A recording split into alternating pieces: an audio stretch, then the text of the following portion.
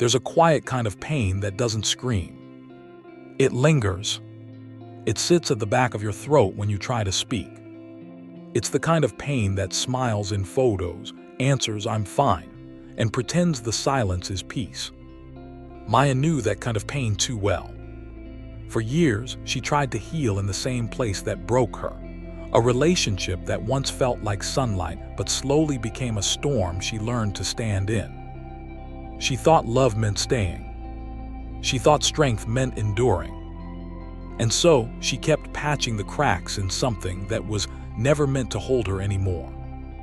At first, everything between them was beautiful, the kind of love that made ordinary moments feel cinematic. Morning coffee, laughter echoing down hallways, promises whispered under soft light.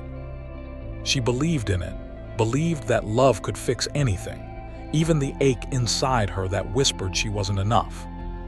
But over time, that whisper became a voice that sounded like him. "You're too emotional. You expect too much. You're overreacting." Every word chipped away at her sense of worth, until she couldn't tell where his criticism ended and her thoughts began. She tried harder to be easier, quieter, smaller. Because somewhere along the line, she confused being loved with being tolerated. There were nights she'd lie awake beside him, staring at the ceiling, her heart heavy with words she'd never say. She wanted to scream, "This isn't love." But instead, she whispered to herself, "Maybe it's me." And that's how healing hides, in the denial of what hurts you. You convince yourself you're working on it, when in truth, you're slowly teaching yourself to live with the pain. One rainy afternoon, everything changed, not with a fight but with silence. He didn't look up from his phone when she said she felt unseen. He just shrugged, "You always make things bigger than they are." That sentence, simple, careless, was the final unraveling. Because for the first time, Maya didn't cry. She didn't defend herself. She just looked at him and realized she wasn't even angry anymore. She was tired of fighting for space in someone else's world. Tired of trying to bloom in soil that refused to nurture her roots. Tired of mistaking survival for love. That night she packed her things. No dramatic goodbye, no begging, no tears, just quiet resolve. She left behind the familiar, the smell of his cologne, the echo of their laughter, the home they built, and walked into the unknown. And in that moment, she didn't know it yet. But that walk away wasn't the end of her story. It was the beginning of her healing. The days that followed felt empty, like walking through a house after everyone's gone. Silence was loud.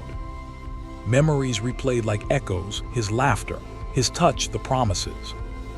There were moments she wanted to go back, to call, to return to what she knew, even if it hurt.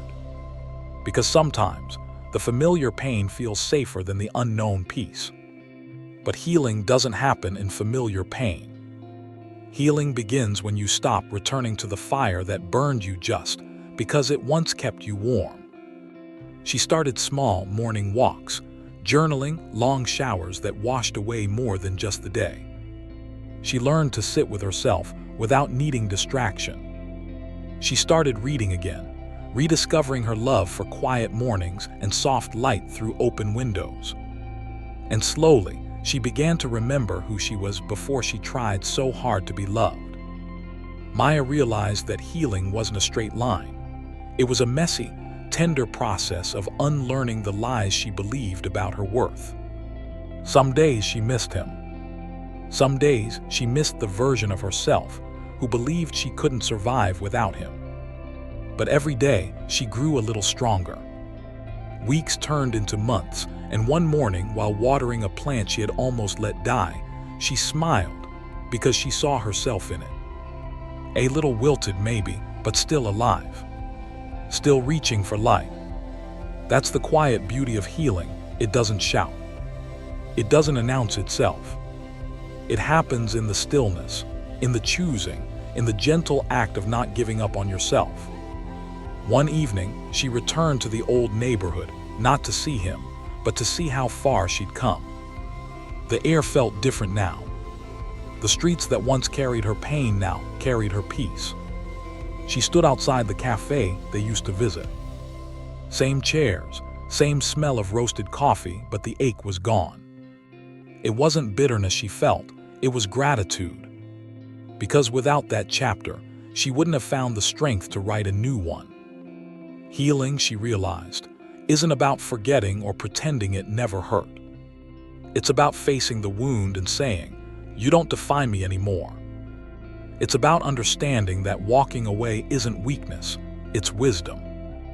It's knowing that love shouldn't require you to lose yourself to keep it alive. You can't heal in the same place that hurt you, because healing needs new air, new light, new space to grow. And sometimes, that space is found in your own company. Months later, Maya met someone new, not a savior, not a replacement, but a reflection of her growth. He didn't complete her, because she had already learned to be whole. He simply added warmth to the piece she had built. And this time, she loved differently. Not from emptiness, but from overflow. Not from fear, but from freedom. If you asked her what healing felt like, she'd tell you. It feels like coming home to yourself after being lost in someone else's shadow. It feels like forgiving the past without wanting it back. It feels like sitting under the same sky and finally breathing again. She would tell you that healing is not an event. It's a quiet revolution inside you. A decision you make every morning to choose yourself. And maybe you're where Maya once was. Stuck in a place that once felt safe, now full of invisible bruises. Maybe you keep trying to fix it, thinking love will change it or that loyalty will save it. But sometimes, love is not meant to be repaired. It's meant to be released. Because you deserve peace that doesn't ask you to shrink. You deserve love that doesn't make you forget your worth. You deserve to bloom, and you can't do that in poisoned soil. So if your heart is tired, if your soul is whispering that it's time to go, listen. Walk away even if your hands tremble. Walk away even if your heart breaks.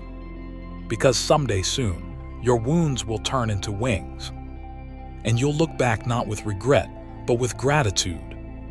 For the courage it took to finally leave the place that hurt you. You can't heal in the same place that hurt you. But you can rise from it. You can build something softer, stronger, and more true. Because healing isn't about who hurt you. It's about who you choose to become afterward. So choose you. Every single time. And if you're walking that road right now, you're not alone. Subscribe to the Tailies Beyond Word. And let's keep walking this healing journey together.